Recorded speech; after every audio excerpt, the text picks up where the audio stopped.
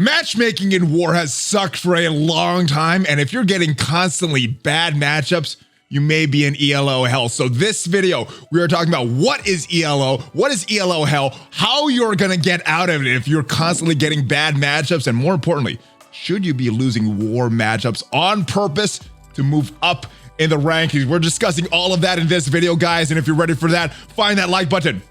Let's go smash. ValleyFlyin.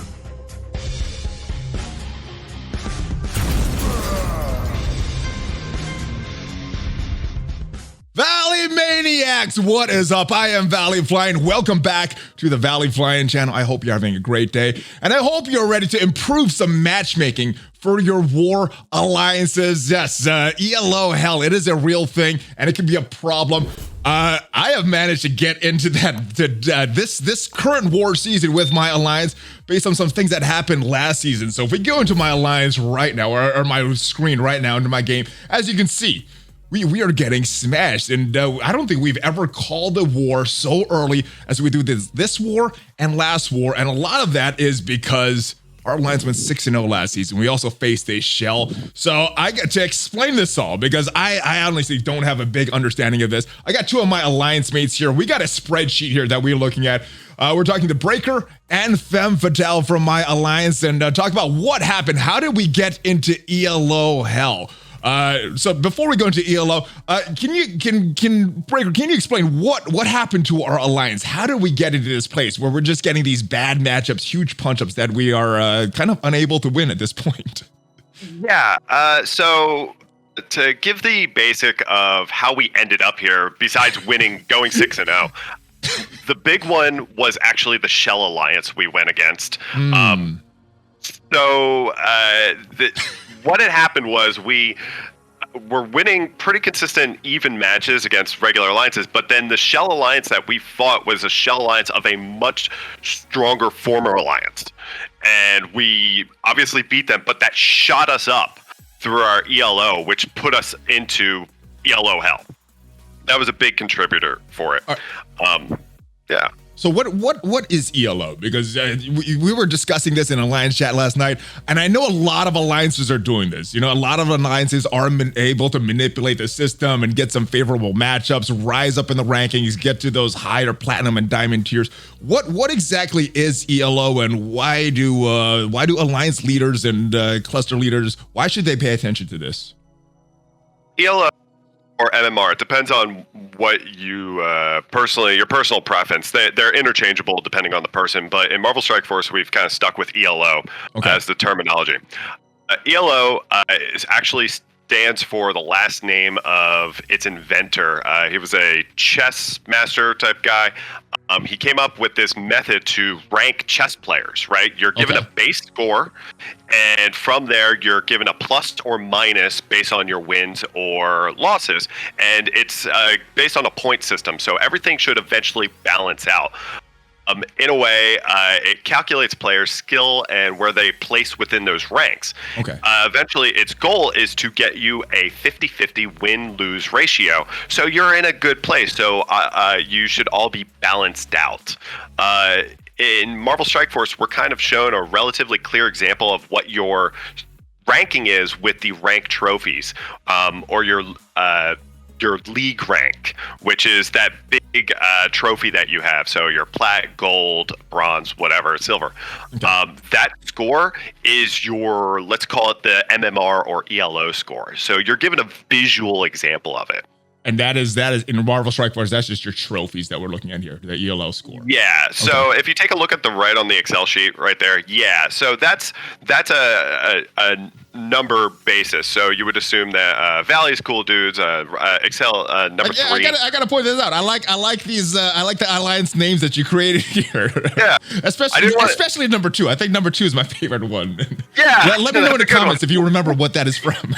Yeah, there's a couple references in here. If you've been around for a long time, yeah, you'll remember that one. That one's a good one. Otherwise, look it up. It's really funny. Okay, so our War League rank is basically our ELO kind of. So the thing is, ELO or MMR, as I repeated, we're not entirely sure because we don't see all the data of the game. We know this because sometimes, specifically back in the day when Alliance War used to start, and you can look this up, you'll see there were people that were at like 900 going up against people that were like 2,000, 2,100. Huge punch those up. were so fun back in the day. I remember those. They would see this. So the assumption was back in the day that the matchmaking system was just leveling out. Like, imagine, if you would a pool of water that is perfectly still. Mm-hmm. And what they did is that a bunch of people with various rock sizes all at the same time just threw all the rocks in at the same time, and eventually they would see when it would settle out, right? So imagine, if you will, some huge alliance with maybe 180 million back in the day, years ago. I don't know if like that was the top ranking, but they threw the rock in at the same time. Their big rock at the same time got thrown in with the guy with the little rock, and one guy obviously made a bigger splash, right? He took out the other guy. That's what happened back then. And eventually it kind of settled out, stopped being as ripply. Except there's some people that know how to manipulate this, which is where ELO Hell comes in. How does that work? How do we end up in this ELO Hell that we're in right now with these bad matchups this season? So that's where the manipulation of this, it becomes, I wouldn't say important, but being aware of it is important for lower alliances, and they don't want to break up. There's a lot of finger pointing that starts to happen, and that's where these effects of ELO, it can you said it's very present in other games, right? It's breaking up people in other games. And I mean, you've told me beforehand, you've been a part of 2 alliances, that this ELO Hell has broken up those alliances. So So I've been a part of 2 alliances specifically where this has happened, where you will start off an alliance. It is the nicest, welcoming group of people. You're like, oh my goodness, it's like being back with a bunch of people that you've missed for so long. They're so friendly. And then ELO starts, and all of a sudden you're like wanting to fist fight one another. You see people just start cursing people out in Discord, on Alliance chat. It gets nasty. And that's just because of bad matchup after bad matchup after bad matchup. Oh, absolutely, yeah. Okay. They're losing. Yeah. So how do we get out of this? Femme Fatale, you have some information how to get out of this if you get caught up in this. And I guess this is what we're gonna have to be doing in our alliance now, because we're in the mix of this. What do we need to do to get out of this and start to get some better matchups in war? Okay, so it's very difficult to get out of. Oh, luckily that sucks. All right. What do we got to do? It's very hard. Well, luckily for us, we just kind of have our toe dipped into it. So we did raise our ELO, but it's just at the very beginning. Okay. So it's still fixable. Okay, good. You have 2 options. You either basically have to lose for like weeks. It takes a very long time. Sounds fun. Or the only other option is replacing lower CP with higher CP to kind of balance it out, so your opponents aren't so much stronger than you. So, all right. So neither option really sounds good. A string of losses or replacing people in the alliance. So yeah, it's really bad. It's very frustrating. Team morale goes down. People start turning on each other. You know, there's always going to be people who don't understand this. They don't understand why we're throwing wars. They don't understand the need for it. They just want to win. But that's how we got here. The season before, I think we only lost 1 more, and then this past season we went 6-0. So yeah, with a shell. So how are you? Because there's a way to track this and track your opponents and track the trophies of your opponents and track kind of where you are in ELO. How do you do this right now? Or I guess we're starting now. But how is this done? How will this be done? Well, I have been actually tracking our opponents since I got here. Okay, cool. So I just keep a record, keep a date of who we faced.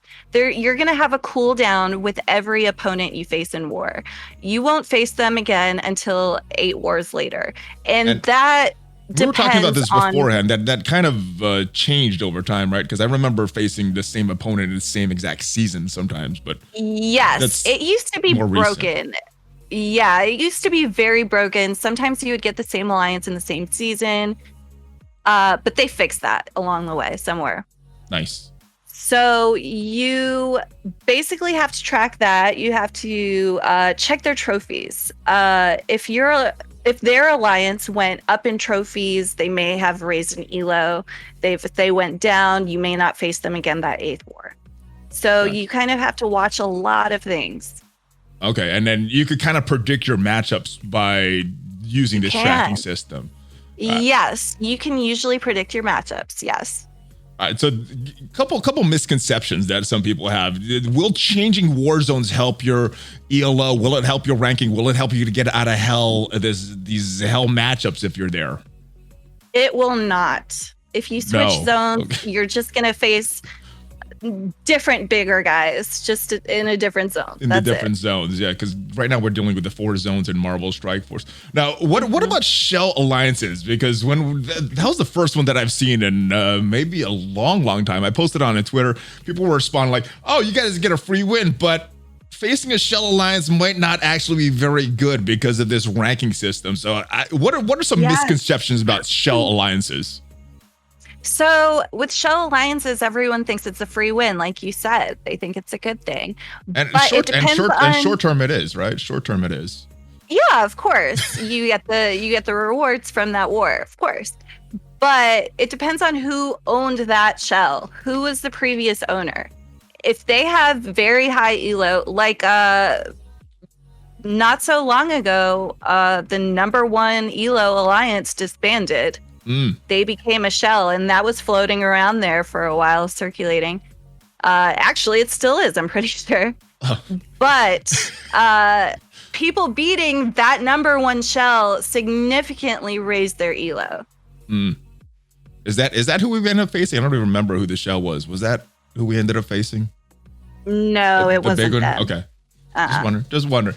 All right, so should you throw against these shells or just manage the rest of your season appropriately if you manage to find a shell? I've never thrown against a shell. I would still take the win. I think it's like it's too tempting to resist it. You know? It's easy matchups. All right, so let's. I know you were manipulating this while we were chatting beforehand, Breaker. But can you give us some examples of what you can do, where you could end up? Let's say one of these middle alliances in one of these different zones. Where can we go and do some examples of some of this manipulation here that you could do to get better matchups and losing and winning on purpose?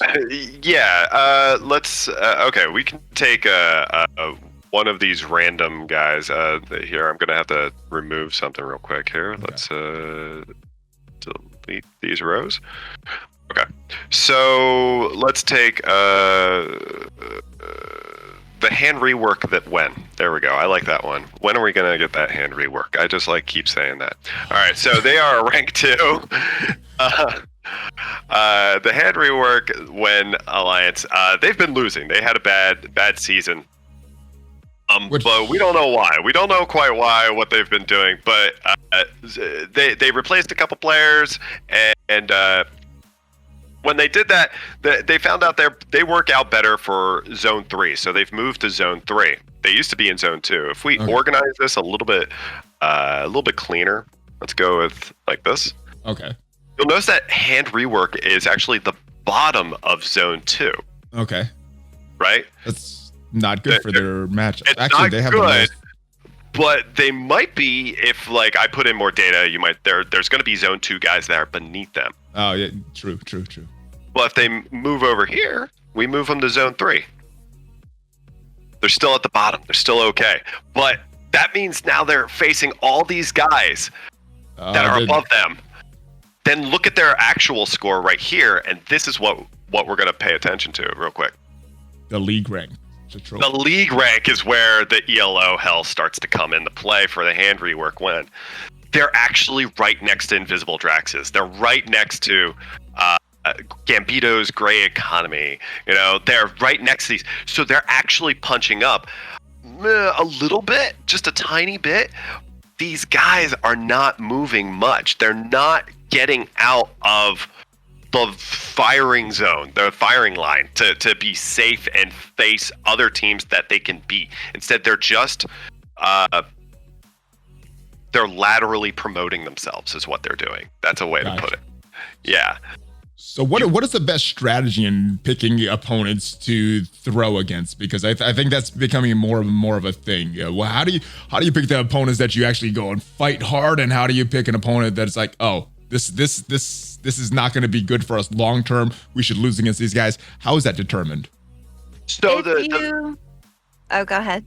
I was going to say the most obvious is definitely going to be who is way stronger than you. If you're punching up like 30, 50, 60 million, that's a pretty obvious sign that maybe this is not going to go well for you. I think we're only punching up in our own current war, like 10 million, something like that. It doesn't seem. It seems, judging by those teams, it seems like it's a lot higher than that. But yeah, it might seem like. They're definitely a war-focused alliance. That's obvious. But basically, if you just want to manage your ELO, you just want to lose to the people who are above you in ELO.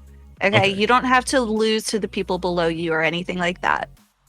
Okay, so just don't do those big punch-up wins. Yeah, and I think a big misconception is like some alliances will always have planned off wars. Like they'll always take Wednesdays off or something. Okay. You can't really do that. Before you know who your opponent is going to be, you can't really like predict it. You know what I mean? You have to wait to see who you get and then see, oh, okay, they're way above us in ELO. Let's take this one off. But planned off wars, not such a good idea. So, and are you able to predict a little more with that tracking that you're doing? Because you're getting the alliances on cooldown, you're looking at their trophies. Are you able to predict that and then kind of plan out a throne war before that happens as time goes on? Or you still have to wait and see which alliance you're actually getting during that matchup?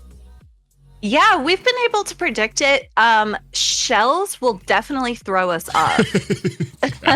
We don't expect those, and they just kind of pop up all of a sudden. So they kind of throw it off a little bit, but you can see who you're off cooldown with. You can plan ahead if you track it. Yes. Gotcha. Now, there's one other thing that you mentioned before we started recording about actually throwing wars against alliances that have less rank than you. How does that work? And is that will that be something beneficial in the long term for some alliances? If you're just trying to manage it, you don't want to lose to the people below you. You just want to lose to the people above you. Okay. If you are in ELO Hell and you're trying to get back to normal, then you're gonna have to throw some wars for sure. We're probably going 0-6 this season. Just to get back to normal next season, sounds like. We'll probably have 1, maybe 2 wins. It's not going to be pretty. But once we get back to normal, it'll be good. And like I said, we've just kind of got our toe dipped into it. We're not like full force in ELO Hell yet. So it's still fixable. If you catch it early, it's still fixable. Okay, well, hopefully we caught it in time, and we're not going to get into this crazy matchups and break up alliances and all that. Any other final thoughts? Anything that we didn't discuss here that you guys wanted to get across to help and make it easier for people to manage this? The only thing I forgot to say earlier is if you do decide to replace smaller CP with higher CP to kind of make up for it, it's putting a Band-Aid on the problem. You're going to become cutthroat. People aren't going to like it. And you will eventually hit a wall. So it's not going to be a permanent solution. It's just a temporary fix. So losing seems to be the long-term solution, I guess. Yeah, that's really only way to fix it. Yeah. All right, Breaker, any other final thoughts before we wrap this up? No, I really do think that this is one of those things where I encourage people not to blame themselves or blame others when this starts to happen. I don't want people to be pointing fingers and getting angry. That's my biggest thing. That's a good one. Yeah, that's a good one. Because what happens is that during before people notice that they're in ELO hell or they're not aware they're in it, what happens is this is where the cutthroat, the beginning stages, and they start becoming nasty to one another. They're like, why did you lose that? That was an obvious counter. You used X-Force against Doc Ock. You should have won that. You used Black Order. Obviously, you should have won. How did you lose? Did you put it on auto?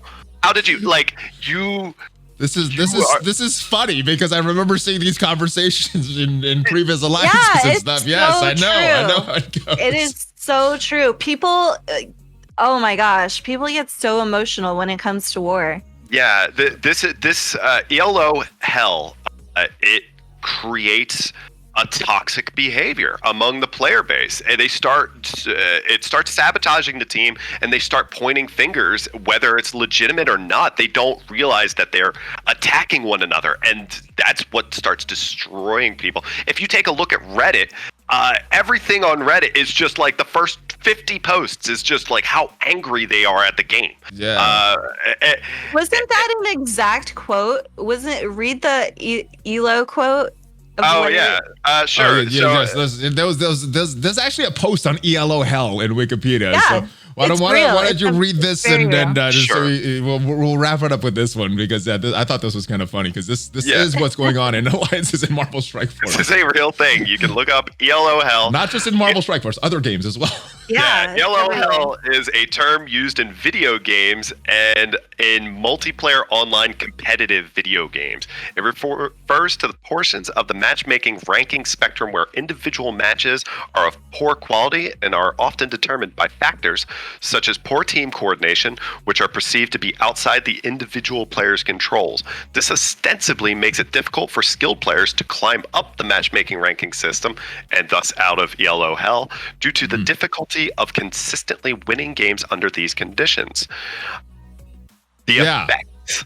The effects are the frustration and video game rage. This leads to the toxic player base game rage. who are angry at their teammates for sabotaging their rating, whether the grievance is legitimate or not. This has caused games that use the ELO system to be noted as some of the most toxic games to play. Oh my goodness! No wonder the community is so angry when Marvel Strike Force Showtime. It's the ELO matchup making in war. Oh yeah.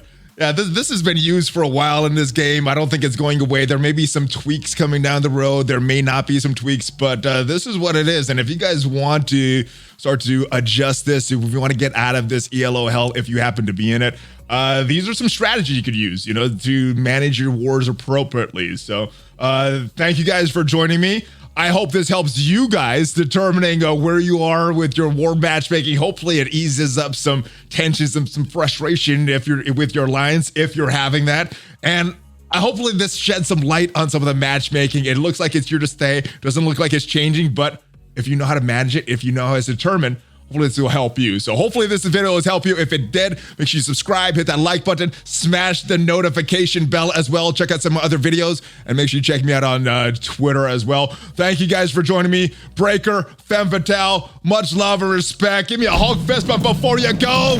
ValleyFlyin, out.